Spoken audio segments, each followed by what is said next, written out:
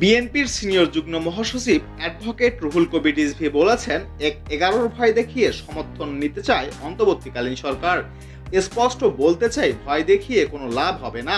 আরাফাত রহমান কোকোর মৃত্যুবার্ষিকী উপলক্ষে ঢাকা মহানগর দক্ষিণ বিএনপির আয়োজিত মিলাদ ও দোয়া মাহফিলে তিনি এসব কথা বলেন। রুহুল কবির রিজভী বলেন, সবার মতামতের ভিত্তিতেই স্বচ্ছ নির্বাচন চায় জনগণ, যা শেখ হাসিনা হতে দেয়নি। তিনি বলেন, লড়াই সংগ্রাম করে টিকে আছে বিএনপি। এ কারণে আমাদের ভাবমূর্তি নষ্ট করতে ইচ্ছে করে প্রোপাগান্ডা চালাচ্ছে একটি গোষ্ঠী। বিএনপির সিনিয়র যুগ্ম মহাসচিব বলেন, আমাদের দল সবসময় অবাধ ও সুষ্ঠু নিরপেক্ষ নির্বাচনের পক্ষে। জনগণের ভোটের অধিকার ফিরিয়ে দিতে বিএনপি সবসময় সোচ্চার ছিল, এখনো আছে এবং আগামীতেও থাকবে।